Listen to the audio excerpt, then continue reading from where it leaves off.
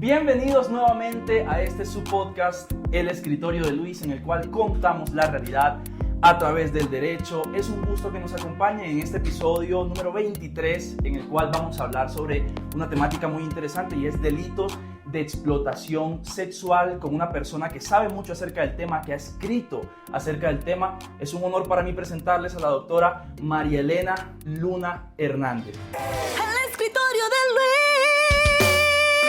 Con Luis Sandoval. Bienvenida, doctora, ¿cómo está? Muy bien, Luis, muchas gracias y bueno, un saludo a todas las personas que nos están viendo y escuchando en este momento. Gracias por la invitación. Y desde hace tiempo estábamos planeando esta entrevista. Me alegra mucho contar con su participación en el podcast. Y bueno, para entrar un poco en materia, quiero hablar en este primer cajón sobre el tema de prostitución, que estuve leyendo un poco acerca del tema, un poco de lo que usted ha escrito también, algunas cifras frente al tema, y empiezo por una pregunta que puede ser un poco debatible, un poco polémica, pero básicamente es: ¿la prostitución en Colombia debería ser una labor, un trabajo permitido, regulado, o el Estado, en virtud de la dignidad humana, debería buscar erradicar esta práctica? Bueno, la respuesta contundente es: la prostitución debe abolirse, es decir, que el Estado colombiano, incluso por el marco internacional de derechos humanos, que es abolicionista, tendría la obligación de emplear todos los métodos para no solo sancionarla, sino desincentivarla. Entonces, pues podemos hablar de muchas de las razones por qué hacer esto. Claro. Por ejemplo, está totalmente documentado desde la psiquiatría, desde la psicología, cuáles son los daños que se generan en una explotación sexual como es la prostitución. Así es. Un ejemplo es la disociación.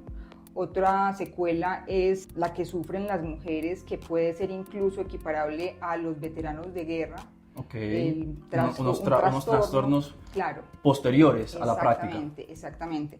Entonces, solo por dañosidad decimos, bueno, es que el Código Penal incluso ya consideró esa antijuridicidad porque la inducción es tan grave, claro, que ya nos dice es sancionable. Es un delito. Entonces, ahí está. Y la Corte Constitucional, eso lo podemos seguir mirando como más a fondo. La Corte Constitucional tiene un precedente vinculante, la sentencia C636 de 2009, el único precedente vinculante. Sí. Porque las otras decisiones que tenemos son sentencias tipo T, de tutela. Esta es una que nos va a decir el delito de inducción a la prostitución no solo es acorde con la Constitución, sino que la prostitución va acompañada por lo general de la trata de personas, que ambas lo que hacen es soslayar la dignidad humana. Denigrar totalmente. Lo dijo, sí. Ok, muy interesante. De hecho, me llama la atención que usted decía, pues se busca abolirla, prohibirla y desincentivarla, pero ahí va un punto que quería tocar, y es que muchas veces, pues es de conocimiento público, hay muchos dichos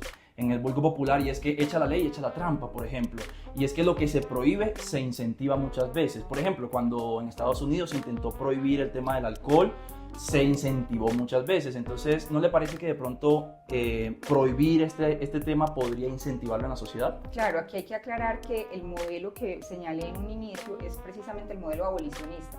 Existen tres modelos, digamos, legislativos y de abordar la prostitución. Perfecto. Modelo prohibicionista, el que la considera pues como un trabajo, o sea, que regula, y el abolicionista. Entonces, en el prohibicionismo tenemos un ejemplo: Estados Unidos. No le ha funcionado porque entonces sanciona tanto a la mujer prostituida como al prostituyente, a quien paga. Claro. Eso sí tiene un toque más moralista, porque dice, eso es como tan malo que incluso quien está ahí no es víctima, sino que también la vamos a sancionar y perseguir. Sí. Eso sí genera lo que tú dices, claro, porque hay una prohibición, hay una clandestinidad, en fin.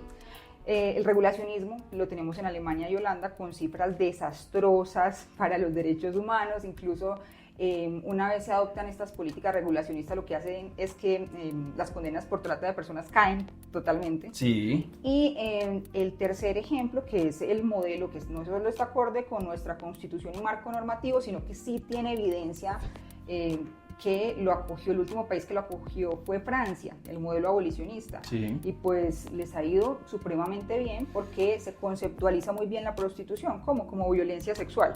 Entonces, a la víctima se le va a proteger, ¿sí? No se le va a perseguir como ocurre en Estados Unidos, okay, y al prostituyente sí se le va a sancionar. Lo que han hecho muchos países que adoptan este modelo es que sea la primera sanción una multa y si hay una reincidencia, sí la cárcel. Claro, porque mucha gente dice es que aunque se prohíba o aunque se trate de abolir, esto no va a dejar de existir. Pero es como todo, los homicidios tampoco van a dejar de existir. Claro, pues. pero hay que prohibirlos. Tiene un excelente punto ahí, de hecho.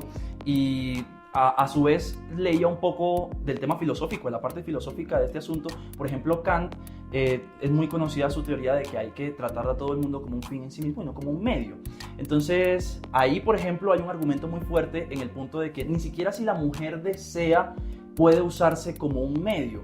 Esa era mi pregunta para cerrar de pronto esta parte de la entrevista, este cajón de la entrevista, y es, ¿qué pasa si la mujer es la que quiere o decide en virtud de que ella puede tomar decisiones sobre su estilo de vida y su cuerpo?